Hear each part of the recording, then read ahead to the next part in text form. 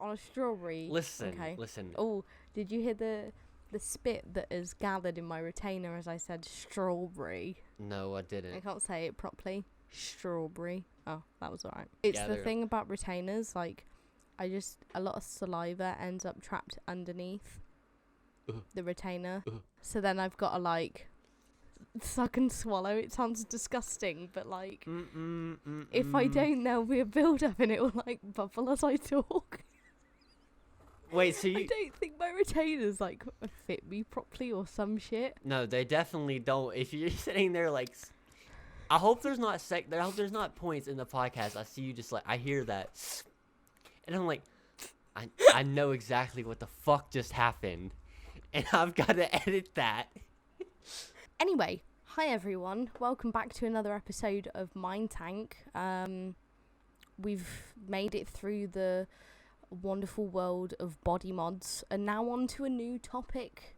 Today we are very happy to be talking about Bigfoot, big feet, Yetis, Sasquatches. This is one for a wild whatever card. Species you want to call them.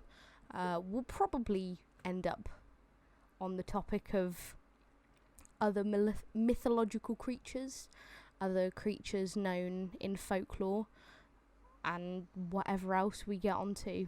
Yeah, so what we were talking about, I honestly didn't know Bigfoot was folklore for the most part. I didn't either. Yeah, that's what we were discussing the other day. It was like, preparing for the podcast, it's like, wait, Bigfoot's folklore. We thought it was like more of a conspiracy. Did we think it was the conspiracy theory? I thought it was conspiracy. I thought that someone had just sort of breathed this thing to life. This and myth to life. It caught on. Yeah. Yeah. I mean, essentially though, isn't that what folklore is? Someone sort of creates a story and pretty much. I forgot I don't remember the full origin of the folklore, but it said it dates back very, very far. So I mean, it's like we were talking about, these things change over time. I mean, it's been multiple years since. It's been hundreds of years. Yeah, see, that's what I wasn't expecting. I wasn't expecting for the folklore of Bigfoot to have been going for so long. I thought it was a fairly modern thing. Yeah. A fairly recent thing that sort of came around as technology and cameras and stuff like that, and people in ape costumes and trying to scare people in the woods. I mean, think about it. Like, we both grew up at the same time where Bigfoot shows were real popular on TV. We even talked about this before, how we both grew up watching these Bigfoot, these Bigfoot hunter shows and stuff. You know what I mean? It's like, will they find him this week? And it's like, it felt... No, they don't. No, they don't. Sorry, spoiler. Spoiler alert, they don't find him. But it's like, that was always like, it was like always so interesting to watch. I feared Bigfoot growing up. Like, I was terrified. Like, those shows had me, like, sitting there, like, quivering. I'm like a child sitting there. They are the worst to watch when you're just about to go to bed. Yeah, honestly. It was like 11 o'clock at night. I remember this one instance. It was like 11:30. I was about to go to bed. And this one episode, this girl was depicting a story of her going out into the woods and seeing Bigfoot. And the show had a CGI Bigfoot just appear. I've never run out of the TV room faster in my life. Like, I was petrified looking into that. That's terrifying. What, like a jump scare? Like, just... Yeah, it's like this... Just pop up. The suspense music built up. It was like, dun, dun, dun, dun, boom. And I bolted like lightning. I was like, no, we're done. Oh, God. It's crazy, though, how they've built it up over the years. And now it's just, like, non-existent. Yeah. I mean... See, I didn't fear Bigfoot growing up. However, I did watch those shows. My dad was always a big fan of them. Still is. He watches a lot of, like, just Bigfoot podcasts and stuff like that. But instead mine was a Chupacabra. Oh, God. I think I showed you a picture of a Chupacabra. But for those of you that don't know, a Chupacabra is known in, I think, Puerto Rican kind of folklore vampirism. It's this weird creature, and it's got big fangs, and it's kind of like really wrinkly and hairless, and it's so creepy. And I remember watching a show on it when I was younger. I think it was a weekend night, and I was allowed to stay up a little bit later, so it was just on the TV, and it gave me nightmares. I had to sleep with the light on. It terrified me. Ever since, I was like, nope. Like Chupacabra. Imagine a hairless bear, horrible. but like 10 times scarier. You know what I mean? Like hairless bear, long teeth, but like skinnier and kind of just shriveled. Something out of a fever dream. Honestly. Definitely. Speaking of which, you mentioned vampirism. What is that exactly? I'm not too familiar with it. So vampirism, in the case of the Chupacabra, is that it will attack livestock, animals like that, cows, goats, whatever, but it will suck the blood, basically, kind of the same way that mosquitoes get their food source, or vampire bats as well. They bite into like a cow or a horse, and then they will like lap the blood that spills out, because they have something in their, it's either their saliva or they have some kind of like venom or something, or not a venom, but they have something that basically means that the blood doesn't coagulate once the puncture's been made, which means that the blood doesn't clot, the blood doesn't stop, and it's just constant food source then. Okay. We were talking about how we thought it might be just like not a de-evolution, but like a stage back in the evolution process of humans. Like, could they do things we couldn't? I mean, not necessarily, but like would... See, it's a difficult one. I am no scientific specialist, but if you believe in Darwinism, then obviously you know about evolution from monkey to man. And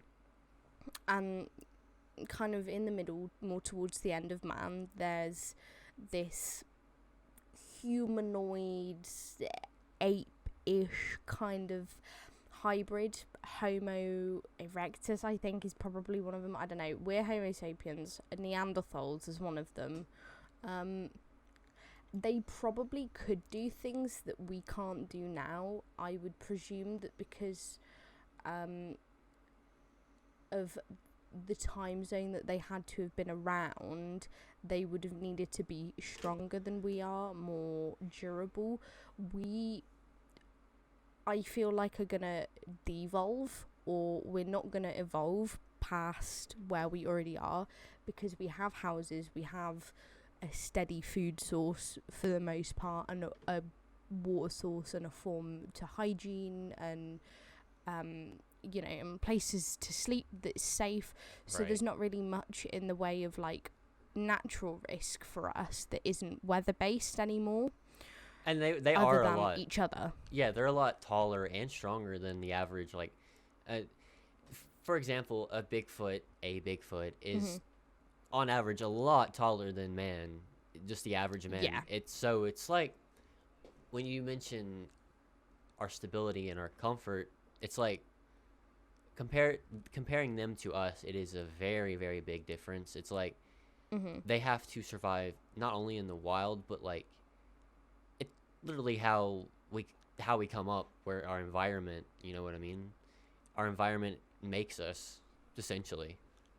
And I mean, it's exactly that. If you look in the animal kingdom, like, this is kind of an off the topic, but in a way relevant.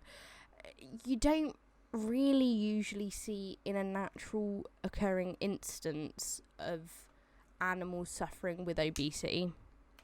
It is only when it is held in captivity, like in a zoo, or in a zoo, kept as a pet, as like people that have, I don't agree with it, but people that keep exotic animals and stuff like that tend to be quite gluttonous, and so imagine having Bigfoot as a pet. Tend to be overweight. I mean, hey, if Bigfoot's real, I'm sure if you like just made a dark room and put some comfy things to sit on, it'd be alright. Give him some books, maybe he pick up a book backwards. I don't think he would know how to read. He used to be. I could imagine a Bigfoot examining a book. Like, you know what I mean? He's like, what is this? He'd just be holding it like, interesting. You know what I mean? Yeah, you feel what I mean? He'd just be like, what the hell is this? or and you just end up throwing it or something. I would imagine you have to keep it very like low key, low profile though. Like if you were to have a Bigfoot, you would be like, it's ET. You can only know about this thing. Yeah. Like if anybody knew. If Bigfoot exists, then I refuse to think that someone doesn't know about it. If he exists, if Bigfoots exist, if Sasquatches, Yetis, whatever you want to call them, if they exist, I think someone out there knows. Oh, yeah. Someone out there has seen one or has interacted with one and just... they won't come forward. They're just sitting on it. Yeah, we've also talked about the possibility that they were a thing and they've just went extinct in, like, not recent times, but, like, over the past few, what is it? Centuries, I think? Well, I mean, we talked about the possibility of unicorns existing. Oh, God. The possibility, like, how plausible could that actually be? And I mean, if you look at it like this, let's say hypothetically unicorns were around back when there were dinosaurs, then,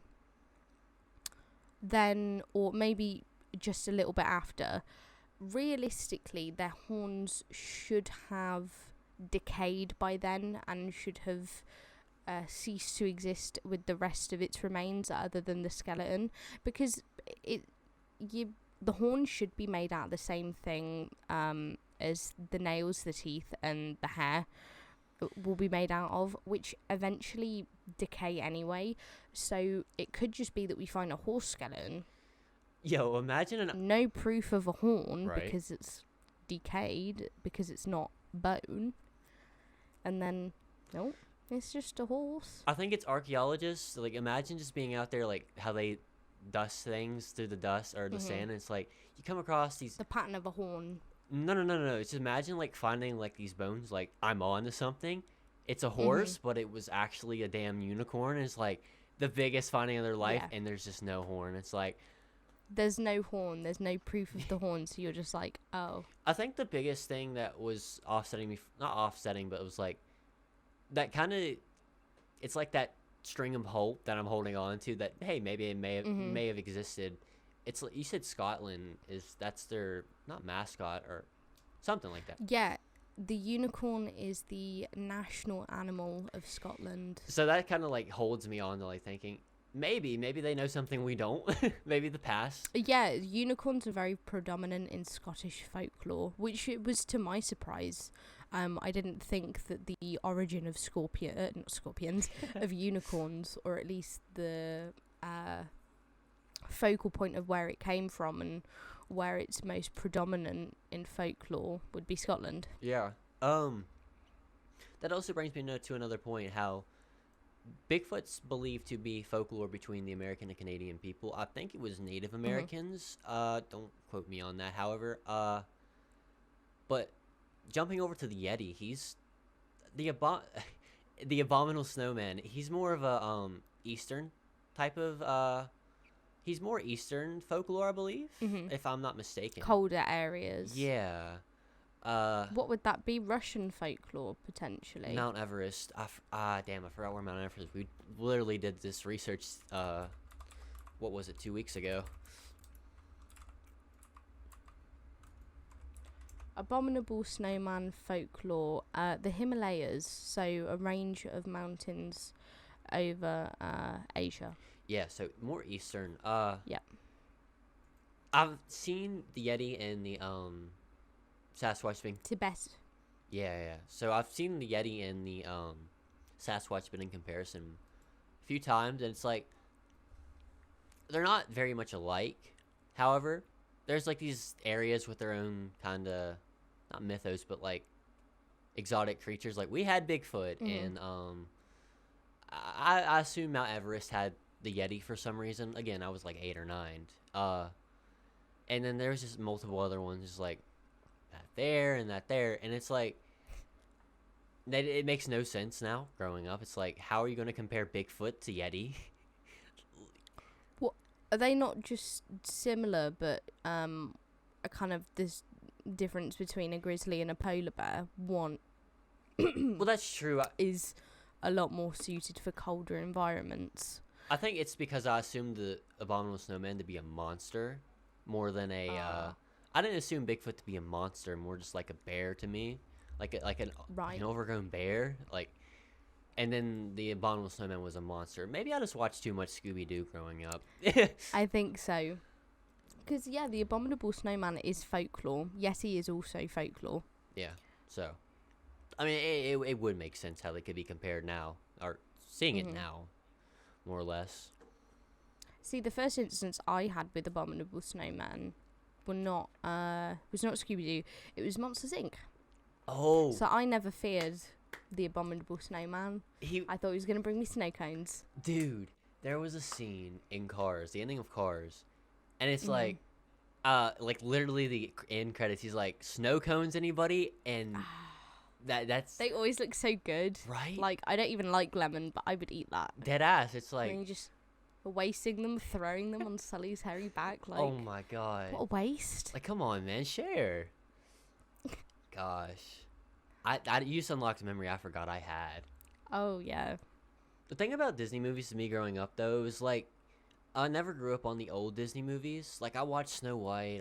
I think Cinderella's the one that stuck with me. Not Cinderella, Beauty and the Beast.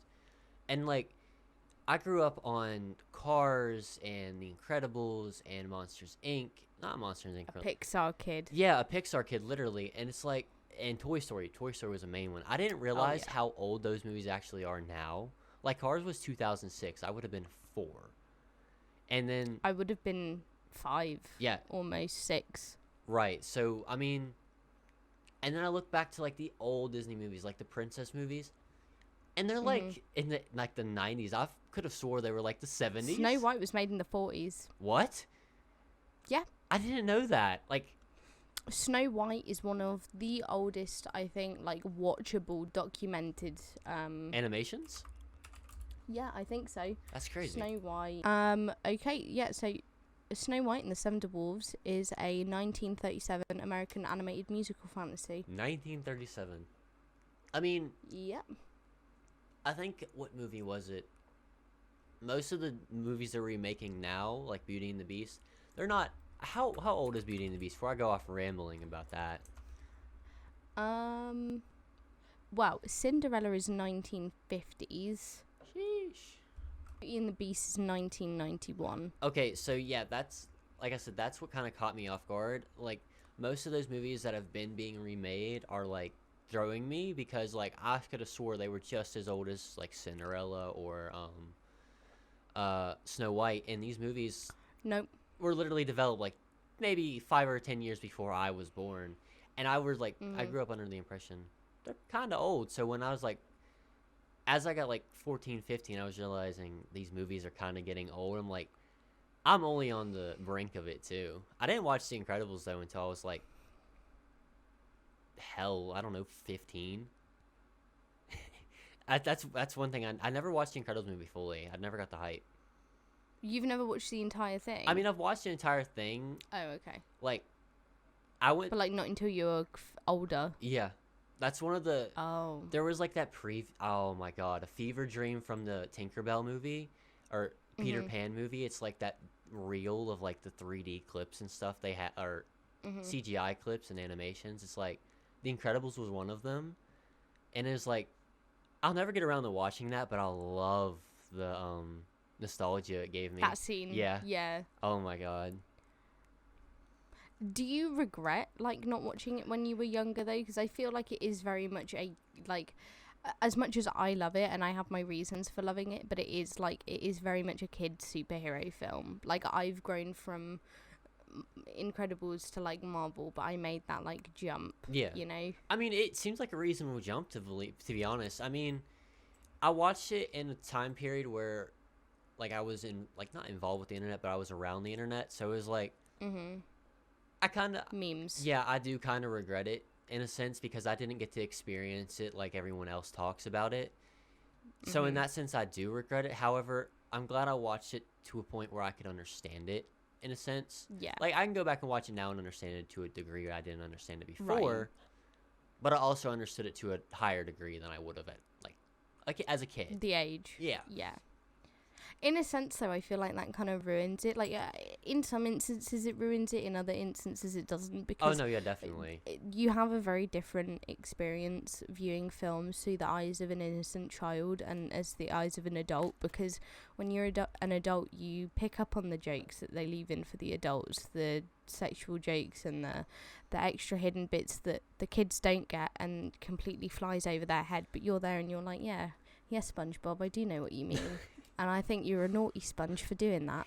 It's like the bliss of like actually getting to go to the movie theater as a kid. And it's like, wow, like you're sitting there in awe at this whole thing. It's just like an immersive experience, I think. So yeah, that honestly would make a lot of sense. Like, oh god, now I'm going to go cry myself to sleep tonight because I didn't get to watch The Incredibles as a kid. Oh God. See, what I will say, as much as I rave like The Incredibles, it isn't my favourite Pixar film. I am and forever will be a Monsters, Inc. kid at heart. Oh my goodness. Monsters, Inc. for me, the first one, University was okay, but like the first Monsters, Inc. film, that will forever be like my childhood film. I think it's the best Pixar film to have ever come out so far. However, The Incredibles gives me extreme like comfort zone kind of thing, because I remember back when I was younger, I had to do an EEG, which is this cap that they put on your head with a bunch of like wires that go out of it. It kind of looks like a funky Professor X hat from X-Men. Right. And I just had to sit there and watch something that would be able to retain my attention for long enough that they could do brain scans, because when I was younger I had childhood absence epilepsy, which for those of you that don't know what that is, or I think it's also known as petit mal or something like that, it's not a full form of epilepsy. You have what's known as like absent seizures. So instead of like having uncontrollable body movements and stuff like that, my eyes would kind of roll to the back of my head, and I would just nobody was home. You know, the light was on, but nobody's there. You could be like, Heather, nothing, no response. I'd just be sat there, eyes rolled back, and then I'd come back round and I'd be like, huh? What happened? Exactly. Sometimes I would remember, but sometimes it had its moments where it was like dangerous when you're crossing a road and stuff like that, if you were to just but I had it when I was very, very young. It's a lot more common in children than people think.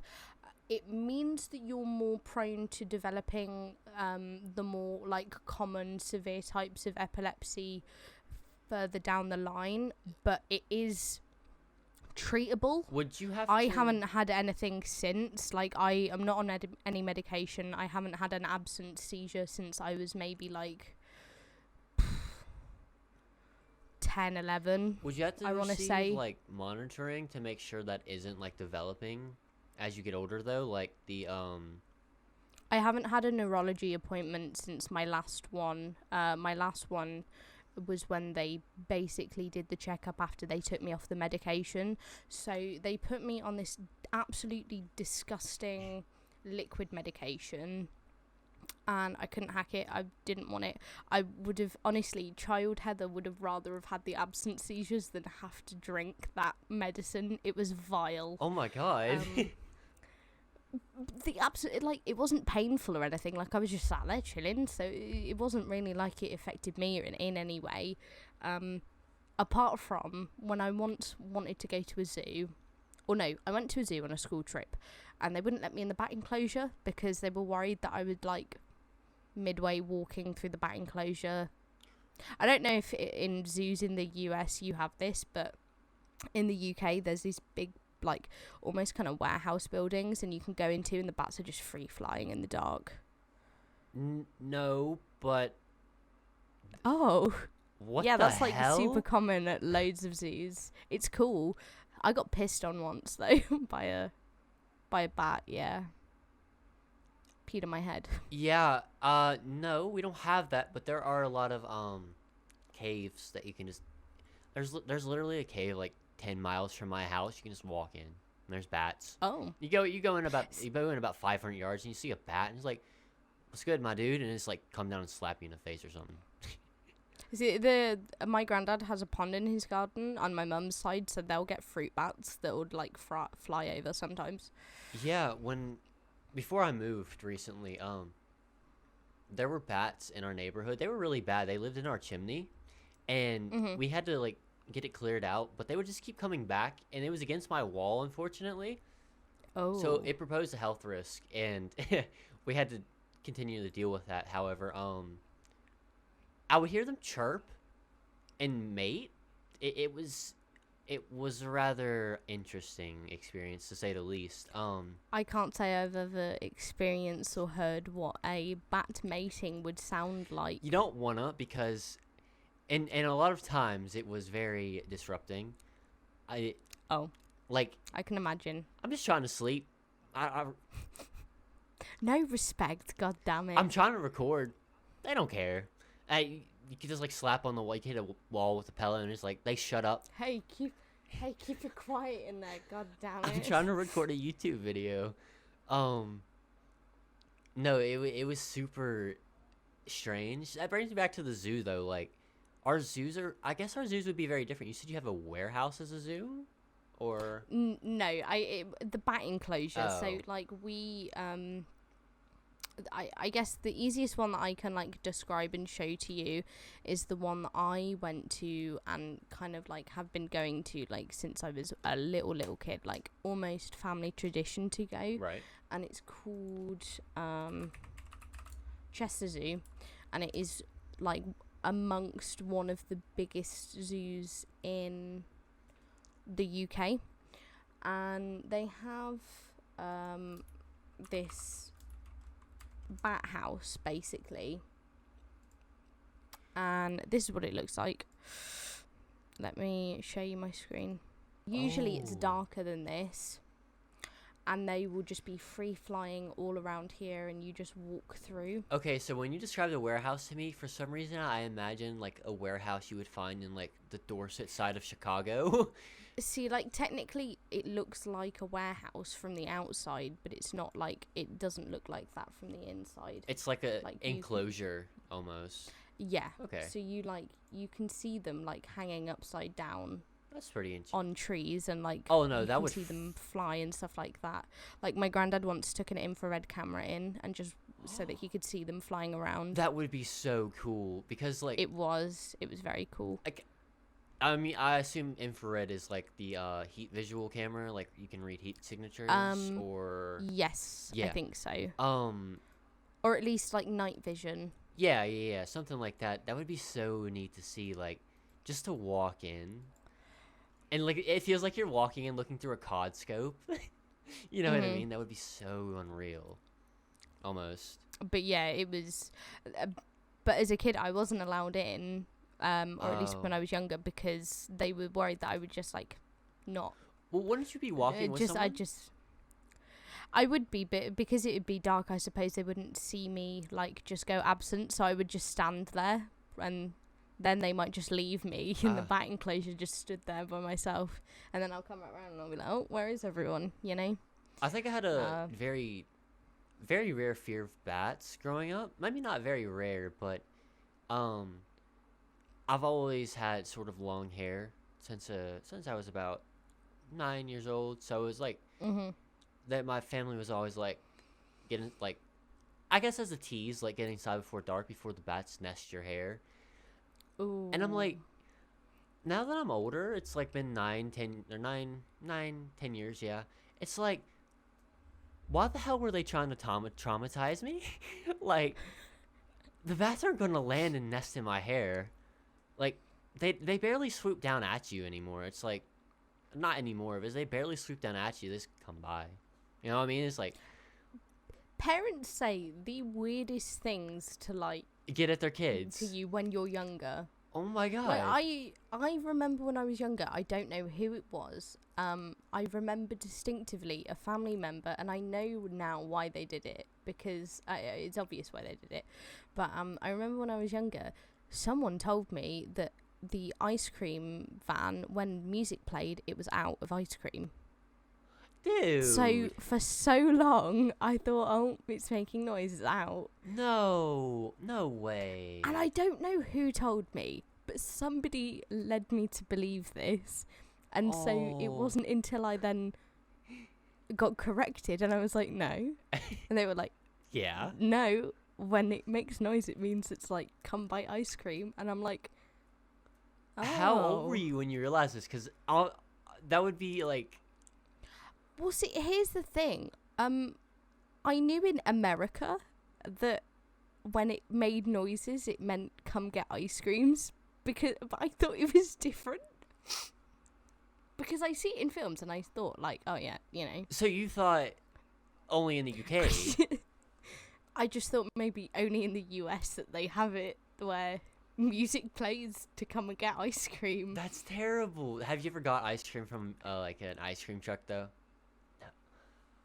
No, you know what we're gonna have to do? We're gonna have to get you to like. Okay, here's one thing. They always had them on the field at sports day or like occasions, but I always forgot to just bring cash, so I never got one. That's the thing. I've gotten ice cream from an ice cream stall and like stuff like that. Like I've had a Mr. Whippy ice cream. Yeah. But like, have I ever seen an ice cream van pull up, gone and just like no? I feel like that's a part of childhood that I missed. Yeah, I kind of can relate to that though, because ice cream trucks aren't as common as I'd like as they were in like in the 70s or 80s. It's I won't say it's stereotypical, but it's like a very like commonly believed thing that on every suburban street in America there is an ice cream truck just running around. But unfortunately that's blaring that music. Yeah, unfortunately that's not really the case.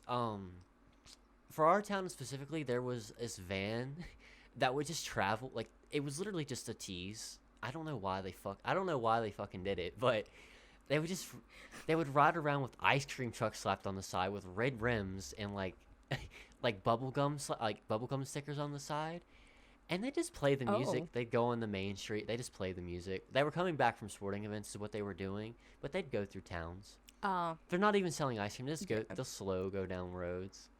And it's like playing the music. Yeah, and then they'll just go. Oh, so they were doing what I was told that gets done. Yeah, they're just slow driving down roads, and they're just playing the music. Wow. No ice cream, and they just go on. And it wasn't until I was about 13 that we moved to my last house, and they started up an actual ice cream truck service, and I never saw that metal van again in my life. And we were able to actually get ice cream from the actual van once or twice, but it was so expensive. It was ridiculous. It was insane. Damn. I remember I was like, this is what childhood feels like, and then I just imagine that damn metal van. I'm like, never again. No. Descriptions, content, all spaced. You good? What the fuck? What the fuck? Wait, have I... Are you okay? Yeah. Have I never done that around you before? No, that scared the shit out of me. I click my neck all the time. Dude, it was firm. I was like, holy shit, she just snapped her neck. That was... How loud was it? Loud? Yeah, it's like, if I don't, like, if I leave it for, like, half a day or whatever, like, it'll be a loud click, like clicking my knuckles as well, like I can. Whew, that fucking jump scared me. That I used to be able to do both sides, but yeah, I was what was it, this finger right here, it's messed up. Oh no, it was this thumb. I used to be able to just like I could constantly click it like this. I just like pull on it and click click click. Isn't that how you dislocate it though? I'm not sure, because it was like popping the joint. I would just constantly pop the joint. Isn't that what dislocation is? popping out of the joint. Oh no, it's like cracking it, like cracking your knuckles. Oh. But I was cracking Your thumb. I could sit there and do it for like maybe 5 minutes before it just stopped making noise. You see, my weird thing that I could do with my hands when I was younger, I can still do it. Oh my god. My sister can do that, and it is the scariest shit to me. What? How? Like, okay.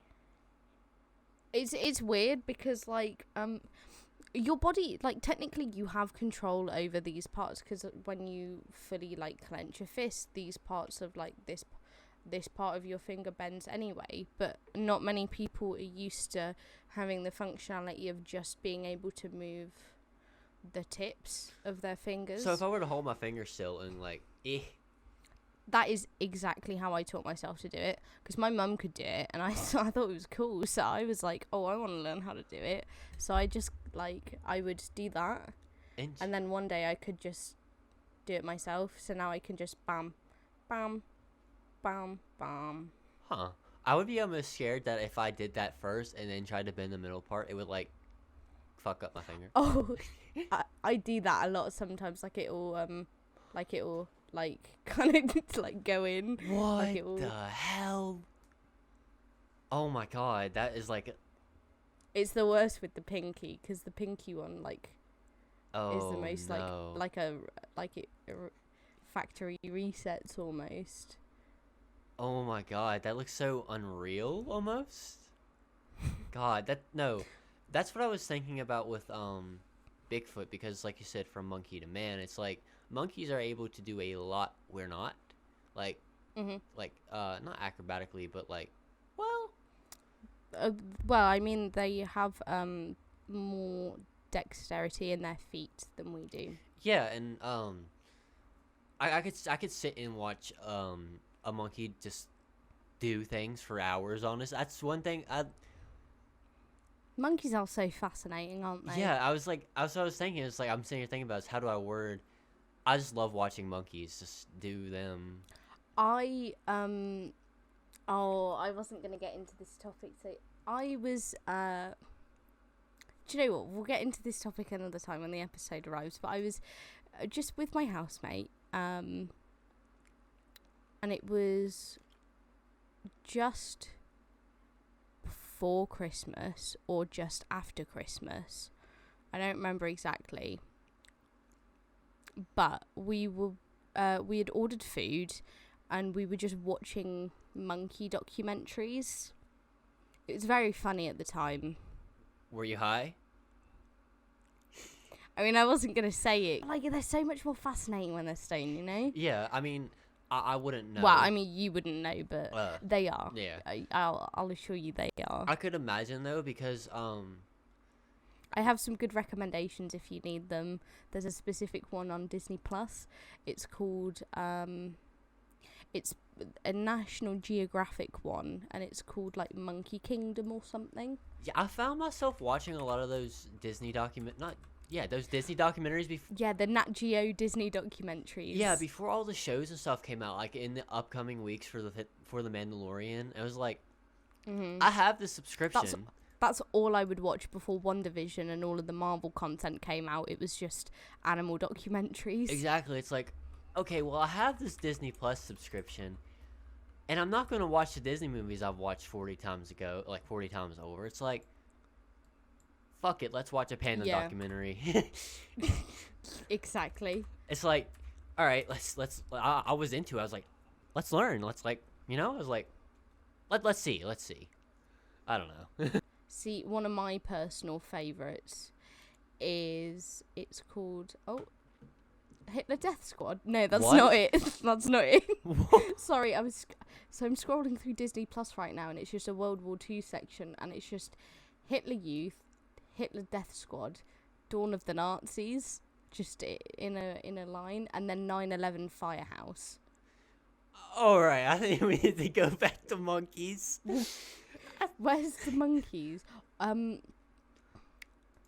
Wild Yellowstone is a very good documentary. I watched that. The goat fighting scene is very cool, but they really made it dramatic for, like, no reason. I mean, I feel like that's all Nat Geo.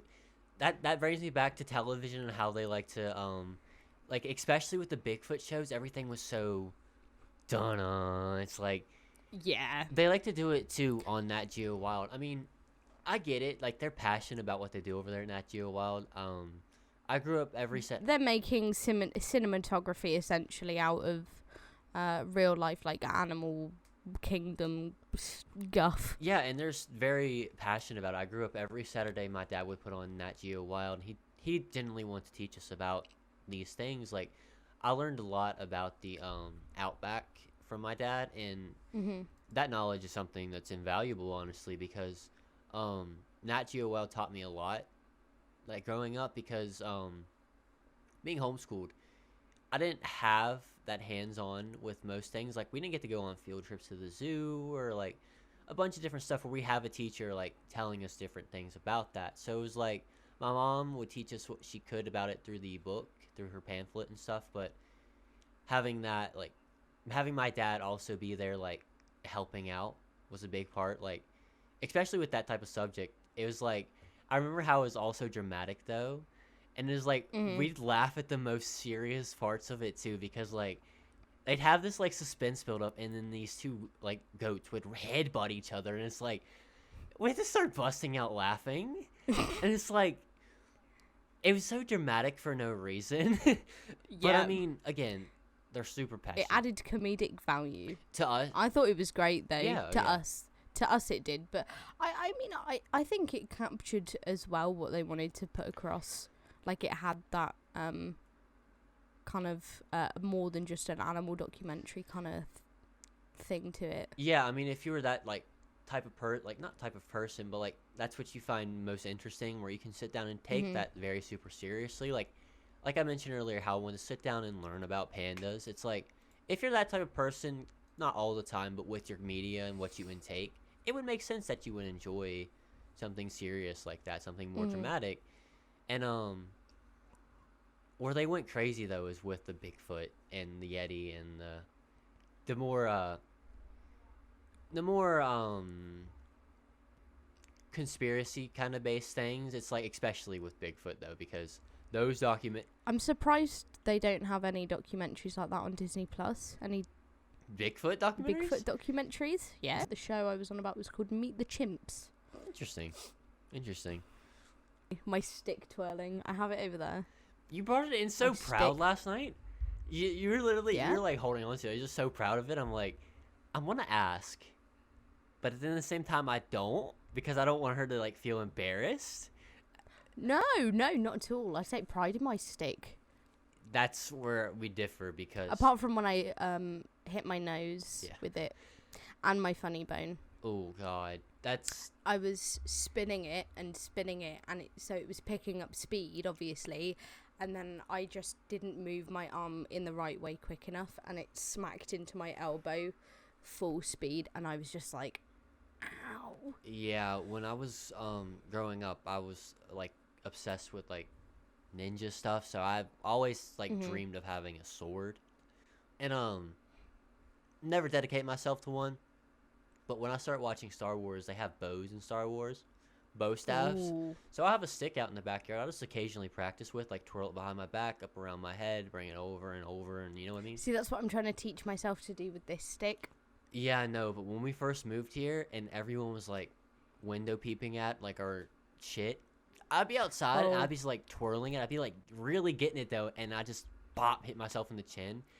And the most embarrassing things when I went to go meet my neighbors, and they're like, my kids see you outside swinging your stick all the time. They're like, is he a ninja? I'm like, and then she like explained how I hit myself multiple times with it, and I'm like, you don't have to say it. My mom's right there. God damn, Karen. Like, oh god. Jeez. The thing is, way to ruin the fun, lady. Yeah, it's like I know I'm being watched now, so I occasionally just go, like, if I want to, I'll go behind the building, and I'm like, I'll just twirl it here. No one can see me. Hopefully. See, I'm in the garage when I do it, so luckily I kind of have privacy. I have the building as privacy, but I'm pretty sure the neighbor can see through part of the blinds. But what was the shit of you scaring kids? Okay, So, earlier, me and Mark were in the garage, and I had my stick. I was about to start twirling, and I was not about to let these little kids distract me. We also just didn't want to be disturbed because it's like a dirt path, so like kids are rarely down there anyway. But I could tell it was like kids that were just coming back from school because it was that kind of time, and I could hear them walking down. And me and my housemate, we both looked at each other, and we were like, shh. And so we were listening to what they were saying, and they go, "Oh, do you know if we're even meant to be down here?" And so I see that as the perfect opportunity to scare the hell out of some little kids. You're evil. Which it sounds bad, but it was very funny. So I creep towards the door a little bit, and I just let out this just really, really loud. And then I hear nothing. No walking, no talking. Like, I think they're stuck in silence. So I try to creep to the door, and I like bang on the metal outside of the door, because it's like basically kind of a sheet of metal that goes over the garage. So I was like, I banged on that a little bit, and I could just hear running. And I was like, I felt bad afterwards, but it was funny. Like, those kids never know to go near that block again in their life. It's just a random like dirt path. It doesn't lead to anywhere anyway. Oh my. But yeah. God, growing up where my hometown, there was this bridge. There was a bridge down the road. It crossed over a creek, and like we'd always ride our bikes down there. But it was kind of eerie because there was an abandoned plant down there, and as a joke, my dad, I think, told us a story. Is like someone fell off the bridge and died, and now haunts the factory. So if we're ever down that way as kids alone, yeah, it's like we hear anything coming from that plant, it's literally lightning out of there as fast as possible. Yeah, I can imagine. On our bikes, 30 miles an hour, hitting like down that stretch. It's like, you better run. Like, you better get the hell out of there. You know what I mean? You've just created that experience for those kids. To be fair, I have my own kind of experience with that, or with something similar in my hometown. So there's this big, I guess it's not really that big, but there's this large wooded area at the top of like the town. You have to walk up like a bunch of hills to get to it, and like there's always the rumor and like shit posting spreading around on Facebook saying, oh, cultists keep out the woods at night, people doing sacrifices, like weird dodgy stuff. It's also a commonly known dogging area, the car park of the woods. And so we thought that was a perfect opportunity on my 18th, or like a celebration for my 18th, because I didn't have my ID yet, and some of my friends were younger than me, so they still weren't technically 18, they were 17, so I couldn't go out clubbing or drinking either, so we bought drinks. I didn't drink, because back then I wasn't really a drinker, and there was like 5-6 of us. It was a bunch of friends from college, and we all just went to the woods. They made a fire, like not a bonfire, but like a small fire, so that we could like contain it, put it out and stuff. And we kept hearing things. Ooh. Mhm. But the night ended with someone driving on top of, or not driving on top of someone's roof. Someone sat on top of one of the cars while it drove. Interesting. Not me though. I wouldn't do that. I'm not that stupid. Yeah. I'd end up hurting myself. No, yeah, that would be like, God, it. All right, so growing up, we were very like, I guess we were raised in the church, so we weren't taught to fear death, but we had a neighbor. She was a nice older lady. She babysat us while my mom worked, and we'd like do our schoolwork, and then we'd help her with stuff around her place or something, or we'd go back home and we work on some of our stuff. But her and my mom were very good friends, so she would have like a fire going in her little chimney thing. I'm not sure what they call a chimney. She would have a fire going in her chimney, and what? Are you? Oh, hello? I said it wrong, didn't I?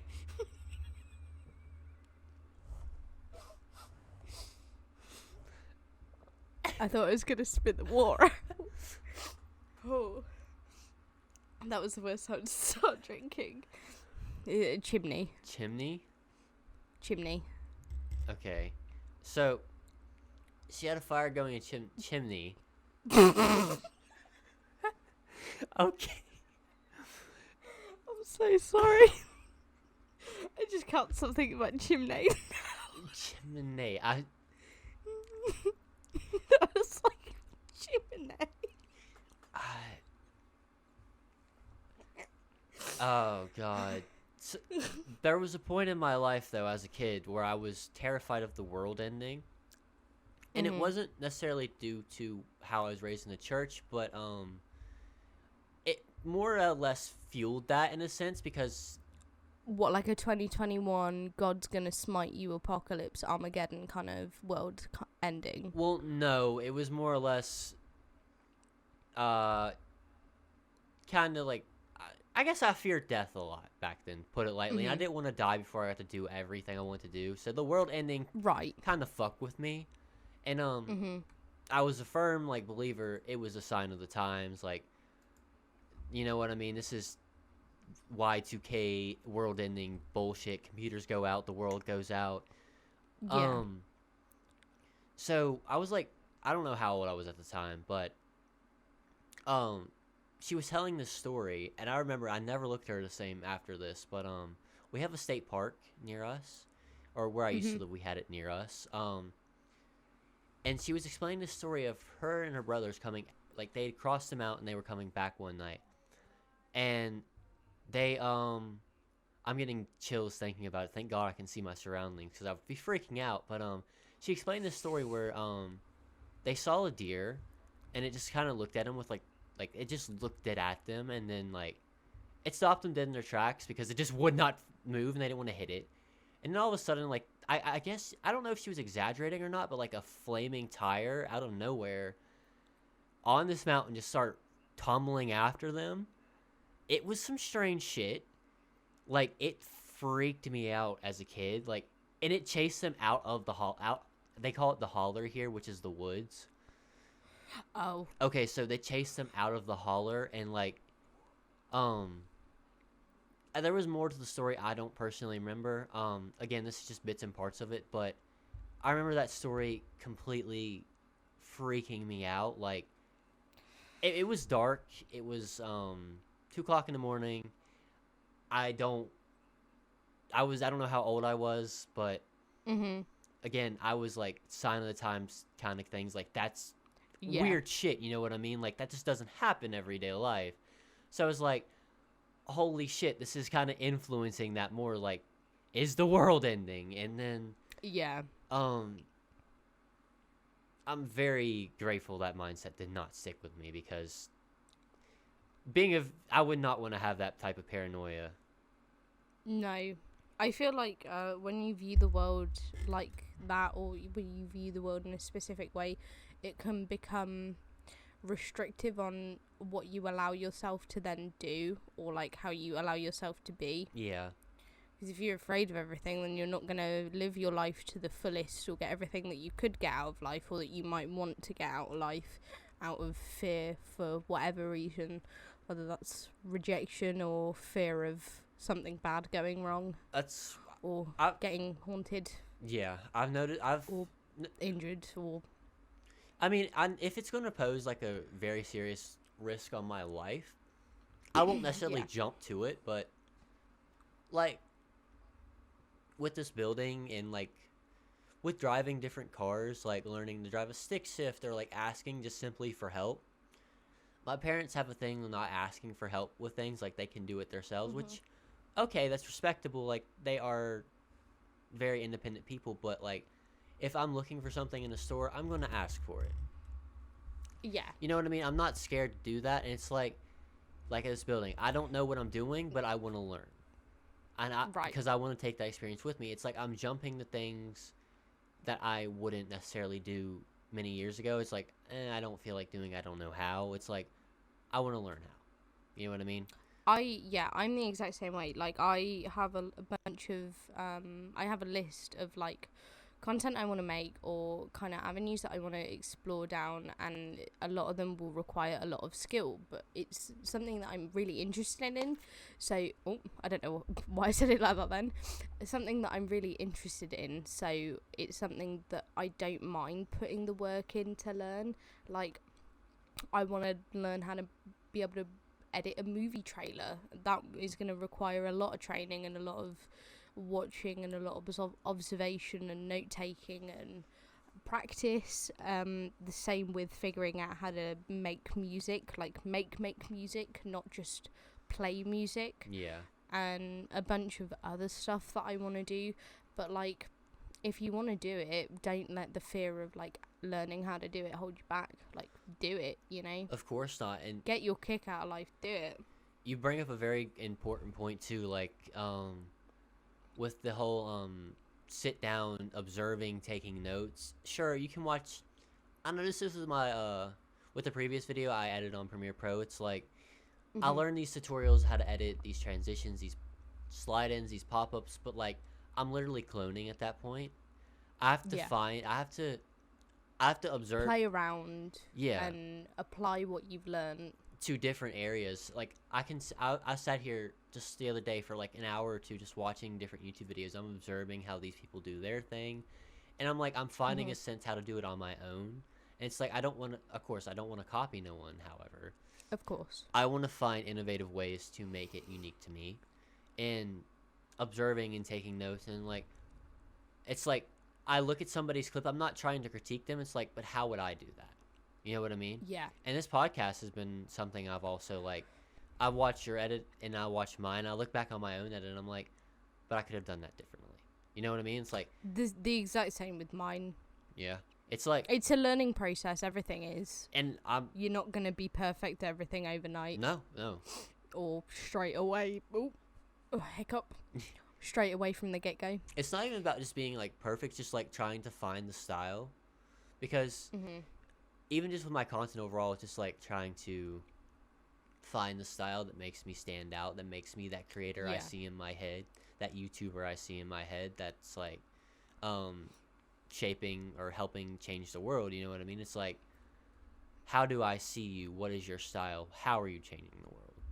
Yeah, 100%. I mean, I think something that's not really spoken about, and I know this is kind of off topic, but something that doesn't get spoken about often is branding is such a important part of just building a presence on social media and trying to approach YouTube and Twitch or even TikTok for that matter with the intention of having it as a job.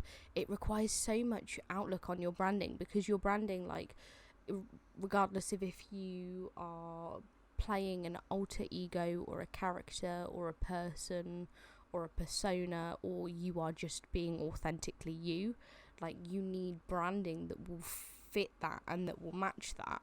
Yeah. And even if the branding is a style of editing or it's a set of graphics that you use as a logo or anything that it could be. Everything plays on itself branding, too. See, luckily branding for Mind Tank wasn't actually as difficult. Like, I still struggle with how I want to brand myself on Twitch and YouTube. I'm still like, I have this book full of ideas, and I think my branding idea page is the most empty of all of them so far. But Mind Tank, it was like, I mean, we did it all within one Discord session, really, didn't we? Yeah, it was like one Discord session, figuring out like how we wanted to present it, how we wanted it to be proposed, and then the next Discord session was like literally all the graphics were done. We had like we had a structure of how we wanted our season. It was that 4-hour Discord call set up majority of half of the season, not even kidding. it's crazy. More than half of this season, because I think we established season 1 and then part of season 2 at that point. No, yeah, it literally showed that it showed me there was really no limit once you dedicate yourself. This has been an experience since I switched to PC. Mm-hmm. I wish I was documenting it because a friend of mine told me to start writing just to myself, taking notes. Yeah. And I wish I had of, because if I were to document the mind tank experience, like from whether that be 2 weeks into development to now, I've learned so much, not only from the podcast but from the PC and like just my limits as a creator. I'm glad that you feel like that and that this experience like thus far has given you that, because my worry was like we would not necessarily butt heads, but we would struggle on finding like a style, and that I'm losing my train of thought. Like, it's literally evaporating from my mind as I sit here. I got you. No, I mean, I feel what you mean though, because not with the whole butting heads things, but we are two very different people on the brink of things. Our content is very different. I'm very surprised how smoothly this has gone. Like, not to say that it would go messy, but no, not at all. But like, it's like I felt like that would take more time than it necessarily did. Like, I figured thinking something out that also worked with branding and copyright infringement too would play out a lot longer over time. I didn't think we'd get into this as soon as we did, or as soon as we had. And no, yeah, it's just been like, I think that's the whole thing of having two minds working together on it. It's like 100%. We were very open with it. We had with all possibilities and just, you know, everything. I mean, we had a completely different structure at one point for this season, and we were open-minded to completely changing it. And that's just kind of how it's been. We've been open-minded, and communication is not only listening. Something that will stick with me that someone said: communication is not only listening but talking.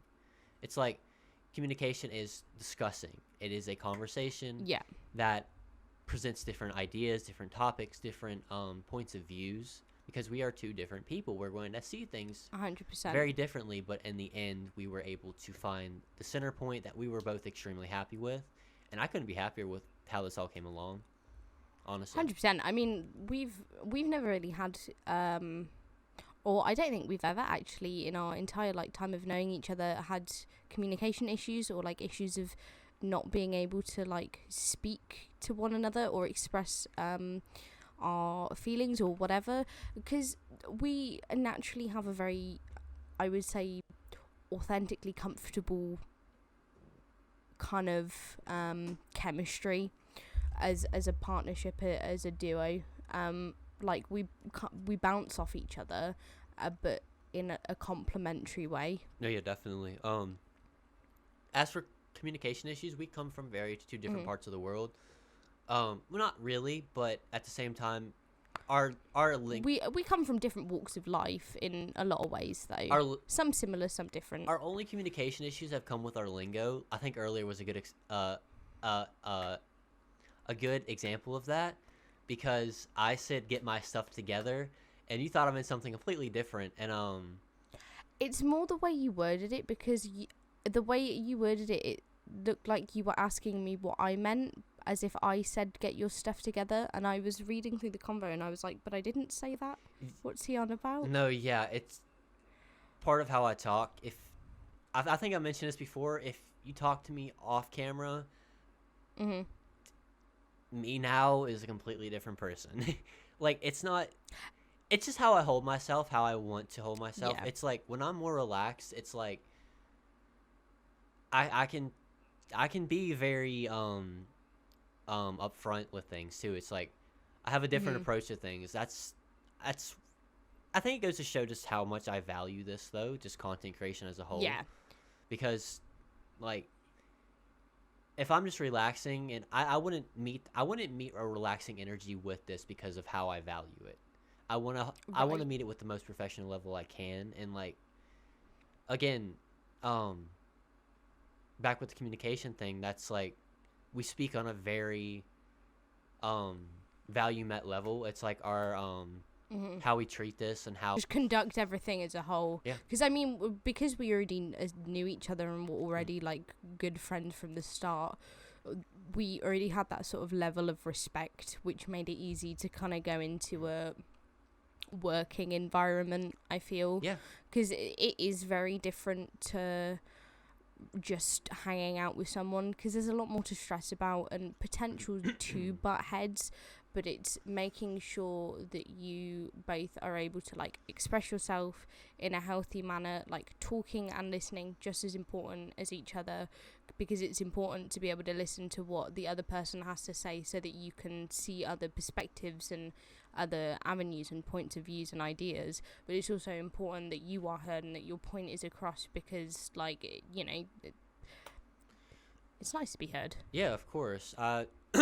Like we were talking about earlier, the how we view different Pixar movies, or just simply different things like that, how we go in a cave to see bats and how you have enclosures.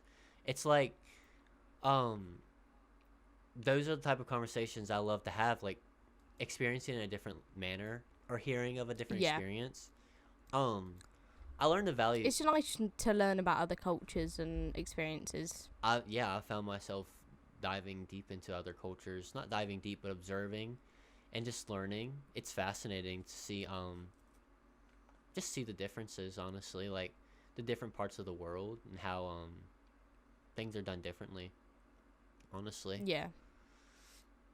But I mean, I am glad that this experience overall, just with the podcast, has kind of left you feeling like you can do more and that you are like capable of more. Because I've like, since we first interacted, because we interacted through like this community and like being content creators, it's the first thing I ever like saw of you and not James, and like I already saw your potential from that and saw what kind of person you are, and like, and so the fact that I could help you see that for yourself just by doing this project with you, like, it means more to me as well than I think you would realize. I mean, yeah, no, definitely. This opens a lot of avenues, not only just like as creators. We've talked about this as creators, avenues, potential. It's all this is a open door. This is a step in. This is like the first step into a larger perspective with not just film, but different types of media in the world. It's just how you approach it and how you want to see it, and it can just all start from making 5-10 minute YouTube videos or streaming on Twitch for 1, 2, 3, 4, 5 hours a day. You know what I mean? It's like this is a branch into a very large world, or a very large world of content creation, and this podcast is a whole new avenue of exploring that. It's like not the next step up, but is exploring another step of it. It does. I mean, for me at least, it feels like a step up. I was looking through an old Twitter account that I had from like 2015, back for like when I first started my Twitch, and it was a tweet from like August 2015 of like, come watch my Advanced Warfare stream from PlayStation, like the PlayStation tweet feature. And I was like, oh my god, it's been like, it's almost been 5 whole years. You were talking about realizing potential and all of that, but that's the thing, like that's a prime example of like, you're not your motivation, but like your energy is like still pure. It's like, come watch my Advanced Warfare stream, you know what I mean? It's like, come hang out, get your popcorn, you know what I mean? It's like how you've developed over time with it. It's like how you've approached it more comfortably now. It's like it's like 2 different points in time, and it's very fascinating. I saw that on I think it was Snap earlier, and I was like, that's crazy, that's wild. It's nice to see the jump that I've made, because I am a very different person.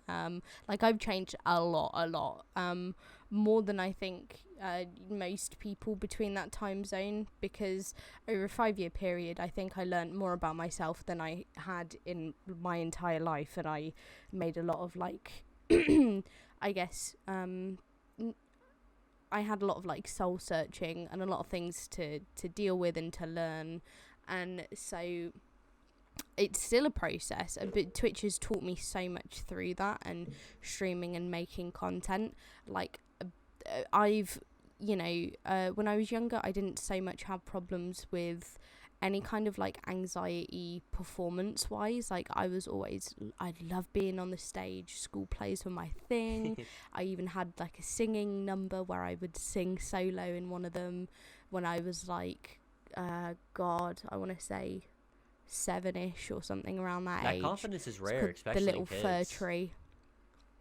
I loved it. And over age, as hormones come in as you grow up and you start to notice more things about yourself, and society becomes a little bit louder in your head, you become a little bit more self-conscious and a little bit more insecure, which is what developed for me, and Twitch has allowed me to kind of take a step back and become that, not child again, but that performer that always just loved to do it and didn't take it too seriously. Because I know that once I let go of the barrier that I have for myself, I can reach my full potential, but right now that only barrier is just my fear or like worry of judgment. Yeah. And embarrassment, I guess, of people not getting it. But I'm very lucky that I have a very lovely and supporting, not only community, but family as well. They fully have supported every single step of this and have been amazing hype people to me, which could not be like anything more than a dream come true. Right. So it's definitely helped me to just be like, do you know what? If you just let loose a little bit more and like just remember, like, these people, they don't care, like they're there with you, they're not there to laugh at you, sort of thing.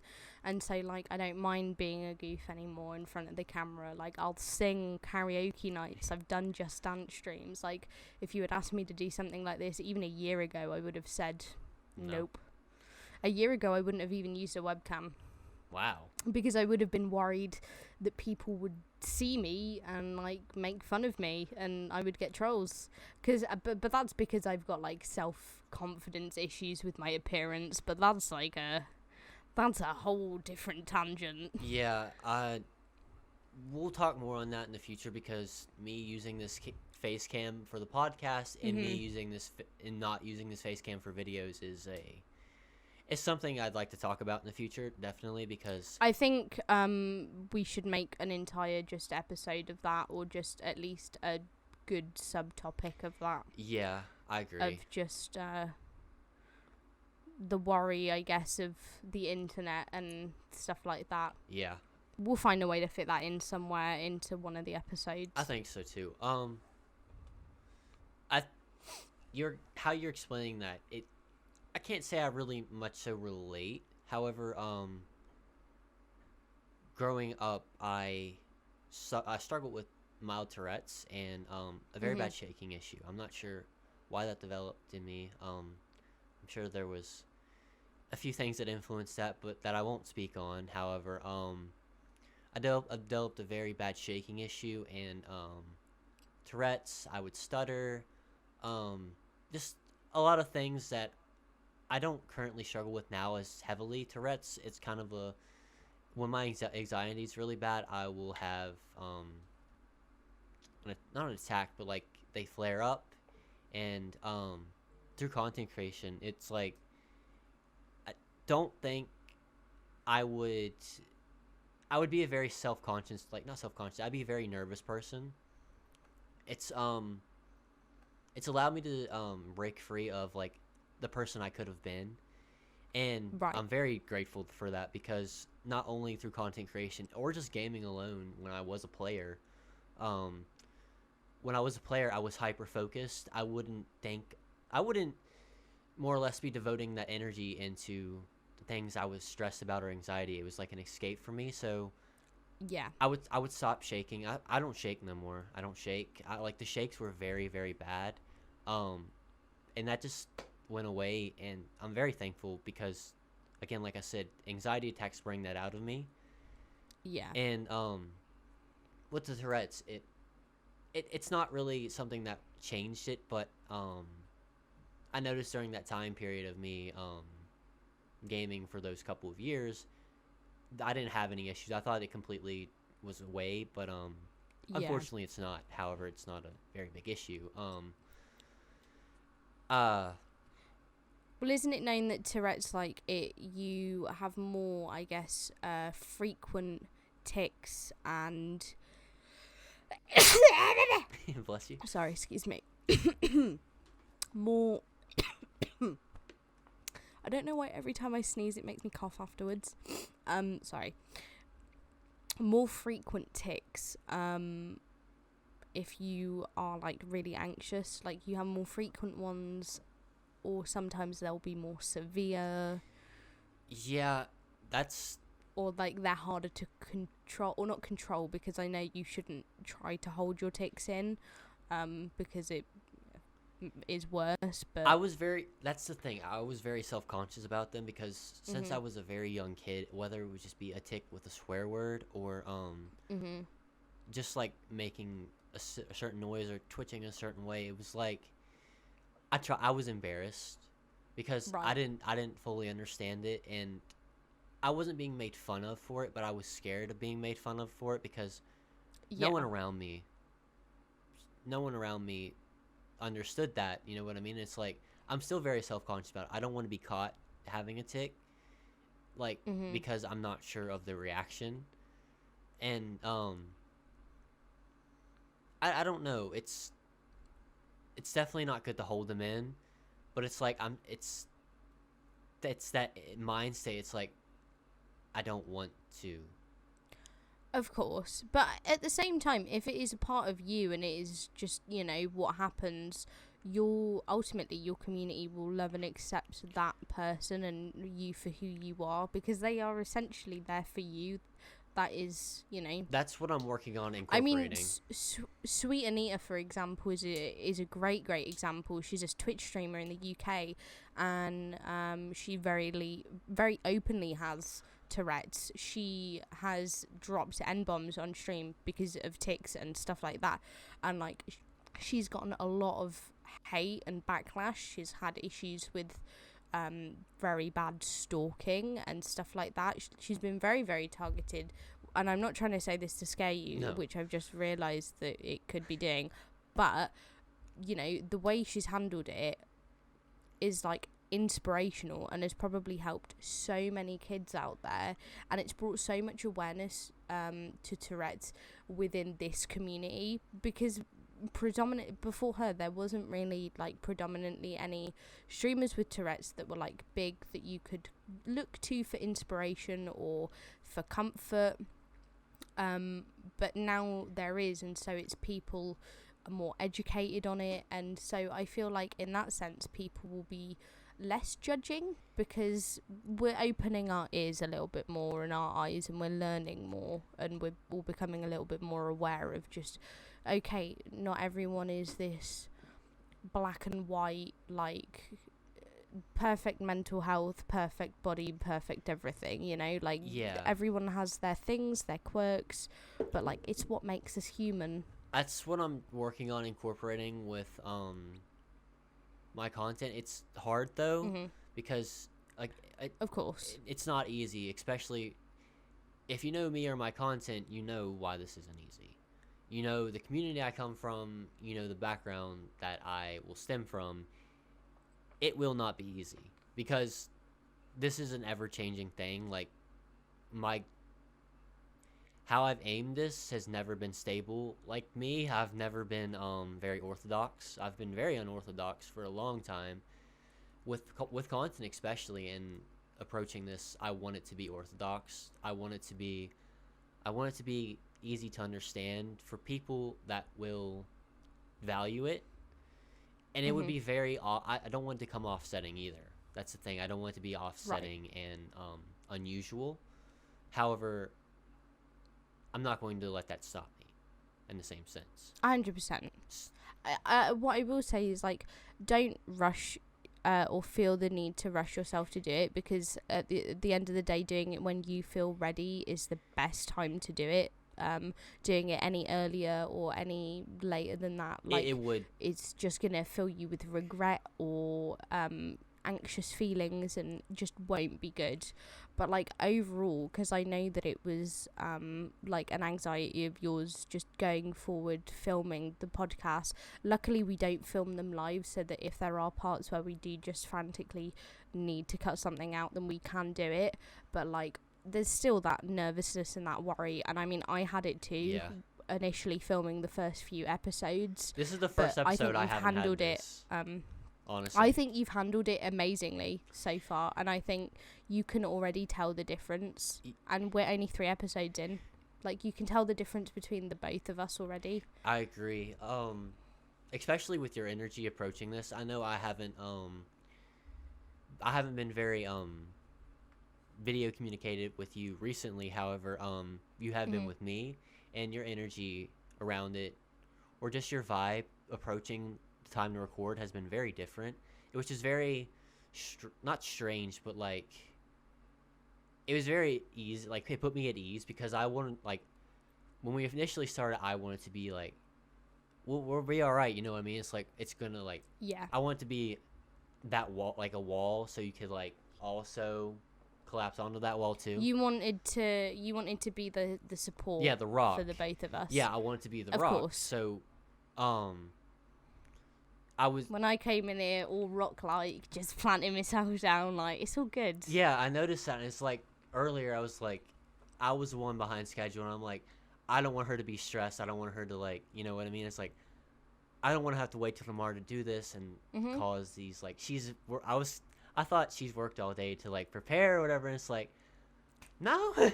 I mean, no, that makes me sound like I haven't prepared. I have prepared, of course. No, like, I do my routine and stuff, but I'm notorious. I've for years now notoriously been like a night owl in my routine anyway, and I have no problem with dedicating as much time as I need to into something that I'm like genuinely passionate about. And plus, the issues that you had with scheduling was not in your control, and so, like, it, you know, it's not something that I was too worried about. I meant it more like as not mentally, but like gearing up, preparing for it, you know what I mean? Like, your energy, your vibe. It's like the fact that I just wasn't stressed about being behind schedule. It really said a lot. And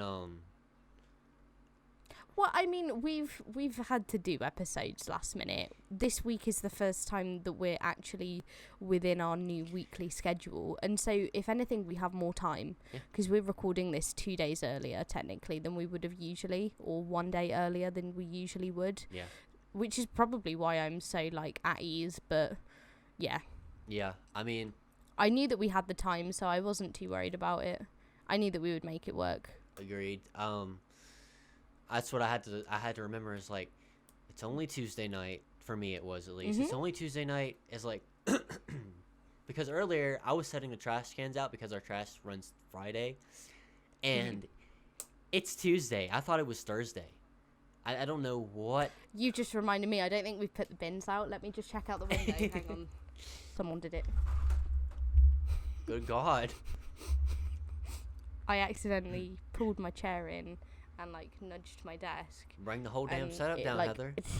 Everything was like an earthquake for a second. But yeah, I mean, like, talking on the point that you were talking about, though, like, I don't know, I find it easier being that kind of support rock beacon for people, or at least in this instance, because I've been doing this sort of thing longer than you have. So it's less for me to stress about, because I already kind of know what I'm doing, like, in regards of a mental plan of how everything's structured, or just experience in having done it. I've done a podcast before. I've done, like, big projects where I've needed people to be, like, you know, on the ball. And plus, I apparently just naturally have a very leadership-esque weirdness to me. I'm not gonna say it screams from you, but you are very well organized on the spot, which is a trait that which I'll surprise you. I'm a complete chaotic mess in real life. I'm a very messy person, unorganized. Yeah. I mean, you wouldn't have thought it. No, definitely not, because at the start of the podcast I'm like, hey Heather, intro, and it's like the most proper intro that you would have thought would have been scripted. You know what I mean? It's like, oh yeah, I mean with that sort of stuff though, I just try to think like, okay, I almost go presenter mode. I don't know.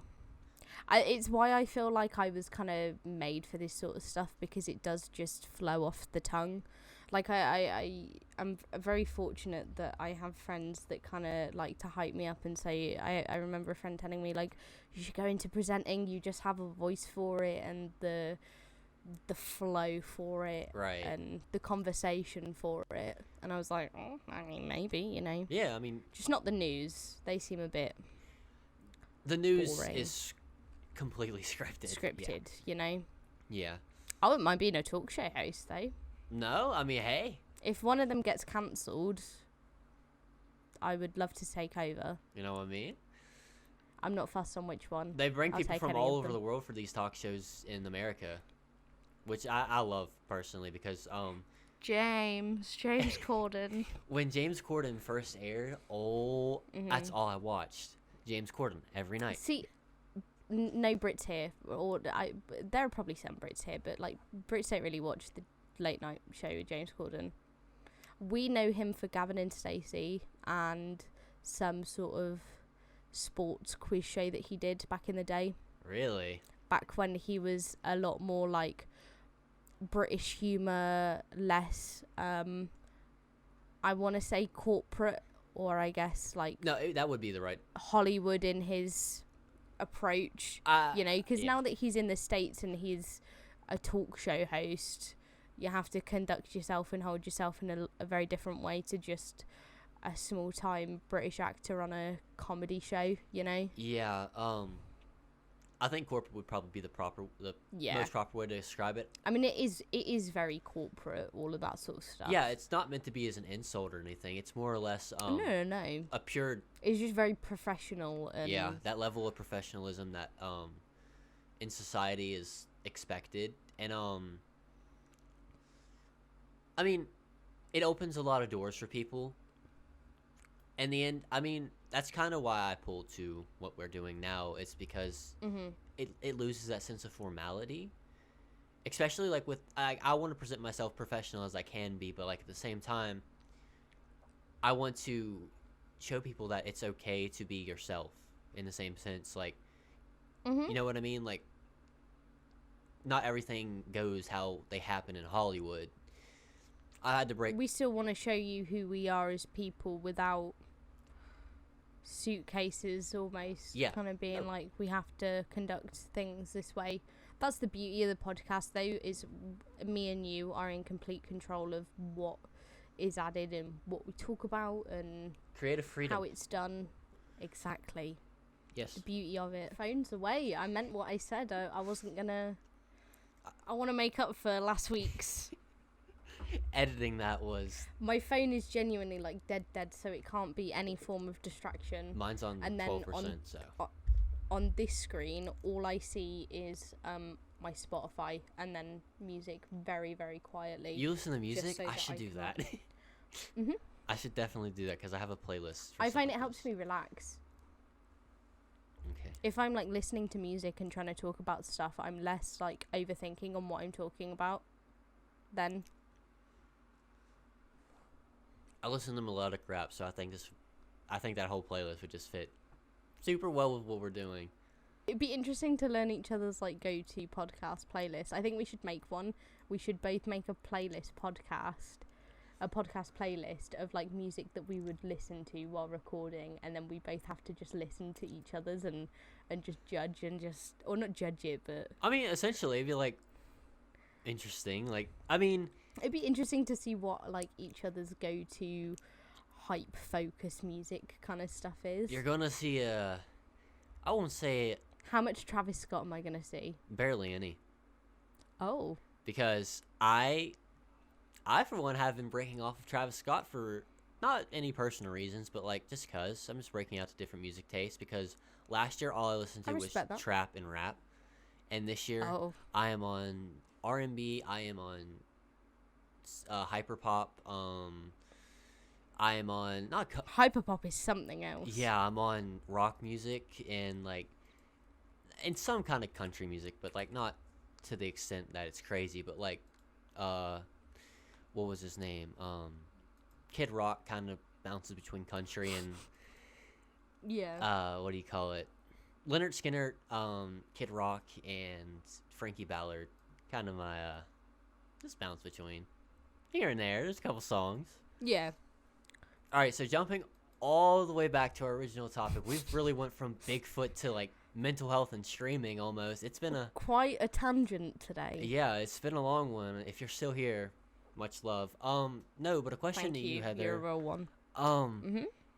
If the opportunity was ever presented to you, would you go Bigfoot hunting? Just for like maybe a couple days? Yeah. Yeah? Yeah. Definitely. Yeah. Because, but only because, or not only because, but like I would have to go to the States or Canada. No, yeah. Because I don't think there's no mine tank area for Bigfoot hunting to with be mine in tank the or UK. something. You know what I mean? Like, I would do it that would be hilarious. if you were to, if COVID did gets gone. Gets gone.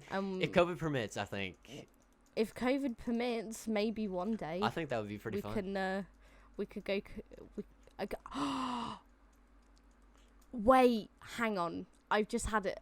Wait, we're gonna have to talk about this in chord after the podcast end now because I've just had a big idea burst. All right, cool. You've just ignited my flame. All right, no, but yeah, that's gonna do it for this podcast, guys. If you've made it this far, so much love to you guys. All the recent support on this podcast, whether that be from Spotify, YouTube, Twitter, appreciate you beyond words can describe, honestly.